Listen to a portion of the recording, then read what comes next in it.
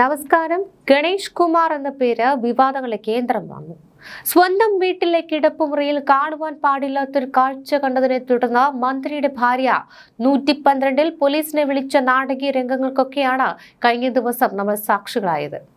ഭാര്യ ക്ഷമിച്ചതുകൊണ്ട് ഈ പാപക്കറകൾ കഴുകിക്കളയുവാൻ മന്ത്രിക്കാകുമോ? മന്ത്രി ഗണേഷ് കുമാറിന്റെ വാളകത്തെ കുടുംബ വീട്. അവിടെ അർദ്ധരാത്രിയിൽ അരങ്ങേറിയത് സമാനതകളില്ലാത്ത രംഗങ്ങൾ. തന്റെ ബെഡ്റൂമിൽ മറ്റൊരു സ്ത്രീയെ മന്ത്രിയുടെ ഭാര്യ ബിന്ദു മേനോൻ നേരിട്ട് പിടികൂടുന്നു. ആ സ്ത്രീയുടെ ഫോട്ടോ എടുക്കുവാൻ ശ്രമിച്ച ഭാര്യയെ തടഞ്ഞത് ആരാണ്? സർക്കാർ ഖജനാവിൽ നിന്ന് ശമ്പളവും പെൻഷനും പറ്റുന്ന മന്ത്രിയുടെ പേഴ്സണൽ സ്റ്റാഫും ഡ്രൈവർ ശാന്തും. മന്ത്രിയുടെ അവിഹിത ബന്ധങ്ങൾക്ക് കാവൽ നിൽക്കുവാനാണോ ജനങ്ങളുടെ നികുതിപ്പണം കൊണ്ട് ഇവർക്ക് ശമ്പളം നൽകുന്നത്? ഭാര്യ 112-ൽ പോലീസിനെ വിളിച്ചു. സഹോദര ഭാര്യയും മുൻ DGPയുമായ ശ്രീലേഖയും വിവരമറിയിച്ചു. പോലീസ് എത്തി വീട് വളഞ്ഞുവെങ്കിലും പേഴ്സണൽ സ്റ്റാഫുകൾ ആ അജ്ഞാത സ്ത്രീയെ രഹസ്യമായി അവിടെ നിന്നും കടത്തിക്കൊണ്ടുപോയി. ഇവിടെയാണ് ഏറ്റവും വലിയൊരു ചോദ്യം ഉയർന്നത്. മന്ത്രിയുടെ വീട്ടിൽ നിന്നും കടത്തിക്കൊണ്ടുപോയ ആ സ്ത്രീ ആരാണ്? അവർക്ക് എന്ത് സംഭവിച്ചു? അവർ ഇപ്പോൾ ജീവനോടെയുണ്ടോ? ഇക്കാര്യം കണ്ടെത്തുവാൻ സംസ്ഥാന പോലീസിനും ആഭ്യന്തര വകുപ്പിനും ബാധ്യതയില്ലേ? ഒരു സ്ത്രീയെ അർദ്ധരാത്രിയിൽ കടത്തിക്കൊണ്ടുപോയ സംഭവം ഇന്റലിജൻസ് റിപ്പോർട്ട് ചെയ്തിട്ടുണ്ടോ? ഭാര്യയ്ക്ക് പരാതിയില്ലെങ്കിലും പൊതുജനങ്ങൾക്ക് പരാതിയുണ്ട്. ആ സ്ത്രീ വിവാഹിതയാണോ എന്നും അവരുടെ സുരക്ഷ എന്താണെന്നും അറിയുവാൻ കേരളത്തിന് അവകാശമുണ്ട്. ഈ ഗുരുതര ആരോപണങ്ങളോട് മന്ത്രി പ്രതികരിച്ചത് അങ്ങേയറ്റം പരിഹാസ്യമായിട്ടാണ്.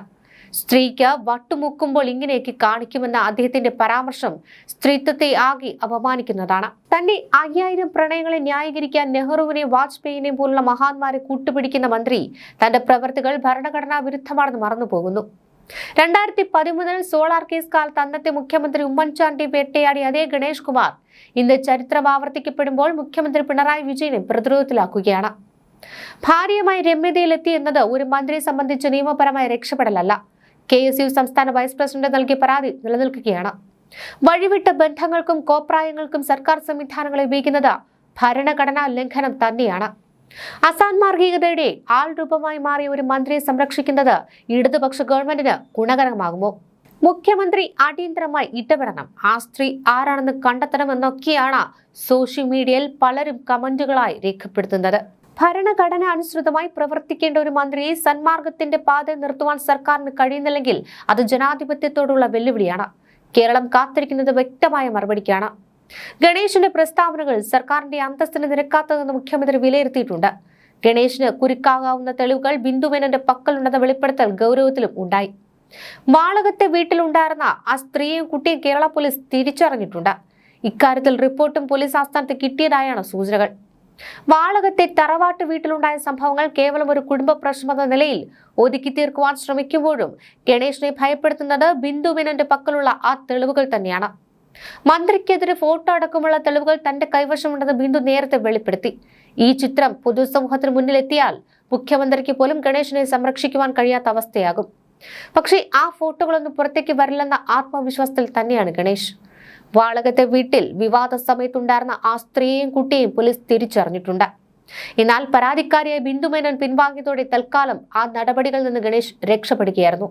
മൂന്നാം കക്ഷികളുടെ പരാതിയിൽ കേസെടുക്കുകയുമില്ല. മന്ത്രിസ്ഥാനത്തിരുന്ന് ഗണേഷ് നടത്തുന്ന അനാവശ്യ പ്രസ്താവനകൾ സർക്കാരിന്റെ പ്രതിച്ഛായ ബാധിക്കുന്നുവെന്ന വിലയിരുത്തലിലേക്കാണ് മുഖ്യമന്ത്രി. തനിക്ക് 5000 പ്രണയിനികൾ ഉണ്ടെന്ന പരാമർശം പൊതുസമൂഹത്തിന് വലിയ പരിഹാസത്തിന് ഇടയാക്കിയിരുന്നു. ഇതിനെതിരെ SNDP യോഗം ജനറൽ സെക്രട്ടറി വെള്ളാപ്പള്ളി നടേശൻ ഉൾപ്പെടെയുള്ളവർ കടുത്ത ഭാഷയിൽ പ്രതികരിക്കുകയും ചെയ്തു. ഈ പശ്ചാത്തലത്തിലാണ് ഗണേഷിനെ മുഖ്യമന്ത്രി ശാസിച്ചത്. മന്ത്രി ഗണേഷ് കുമാറിന്റെ ചരിത്രം പരിശോധിച്ചാൽ ക്രൂരമായ പീഡനങ്ങളുടെയും അവിഹിത ബന്ധങ്ങളുടെയും നീണ്ട നിര തന്നെ കാണാം. ആഭ്യന്തരമന്ത്രി യാമിനി തങ്കച്ചി അതിക്രൂരമായി പീഡിപ്പിച്ചതും അവിഹിത സന്തതി ചൊല്ലി മറ്റൊരു സ്ത്രീ രംഗത്തെത്തിയതുമൊക്കെ കേരളം മറന്നിട്ടില്ല. ഇത്രയേറെ ആക്ഷേപങ്ങൾ നേരിട്ടിട്ടും താൻ 5000 കാമുകിമാരുള്ള കാമദേവനാണെന്ന് വീമ്പിളക്കുവാൻ മന്ത്രിക്ക് എങ്ങനെ സാധിക്കുന്നു? മാനം നഷ്ടപ്പെട്ട ഒരു മന്ത്രിയുടെ ഈ ജൽപ്പനങ്ങൾ സാംസ്കാരിക കേരളത്തിന് തന്നെ അപമാനമാണ്. തിരഞ്ഞെടുപ്പിന് വെറും 2 മാസം മാത്രം ബാക്കി നിൽക്കെ ഇത്രയേറെ അധിക്ഷേപിക്കപ്പെട്ട ഒരു മന്ത്രി കേരള ചരിത്രത്തിൽ ഉണ്ടാകില്ല. സമാനമായ ആരോപണങ്ങളിൽ പ്രതിയായ രാഹുൽ മാങ്കൂട്ടത്തിന് കോൺഗ്രസ് സീറ്റ് നൽകാത്ത സാഹചര്യം നിലനിൽക്കുമ്പോൾ ഗണേഷ് കുമാറിനെ വീണ്ടും മത്സര രംഗത്തിറക്കിയാൽ അത് CPMന്റെ മുഖത്തടിക്കുന്നതിന് തുല്യമാകും. LDFിലെ ഘടകകക്ഷിയായ കേരള കോൺഗ്രസ് Bയിലെ ഏക MLAയും ഏക മന്ത്രിയും ഏക നേതാവുമാണ് ഗണേഷ് കുമാർ. മന്ത്രി പദവി എന്നത് ഒരു വ്യക്തിയുടെ തോന്നിവാസങ്ങൾ കാണിക്കുവാനുള്ള ഇടമല്ല. തനിക്ക് 5000 കാമുകിമാരുണ്ടെന്ന അഹങ്കാരത്തോടെ പറയുന്ന ഒരു മന്ത്രി സ്ത്രീ സുരക്ഷയെക്കുറിച്ച് സംസാരിക്കുന്നത് പരിഹാസ്യമാണ്. യാമിനി തങ്കച്ചി മുതൽ ബിന്ദു മേനോൻ വരെയുള്ളവരുടെ കണ്ണീരിന് മറുപടി പറയാതെ മഹാന്മാരുടെ പേരിൽ ഒളിച്ചിരിക്കുവാൻ ഗണേഷ് കുമാറിന് കഴിയില്ല. CPM-ഉം ഇടതുമുന്നണിയും ഇക്കാര്യത്തിൽ തങ്ങളുടെ നിലപാട് വ്യക്തമാക്കണം. രാഷ്ട്രീയ ലാഭത്തേക്കാൾ വലുതാണ് ധാർമ്മികത എന്ന് തെളിയിക്കുവാൻ മുഖ്യമന്ത്രി തയ്യാറാകുമോ? അതോ ഒരു പെട്ടി ഓട്ടോറിക്ഷയിൽ ഒതുങ്ങുന്ന ഈ പാർട്ടിയെ ഭയന്ന് നീതി ഒളിച്ചു കടത്തപ്പെടുമോ? കണ്ടറിയണം.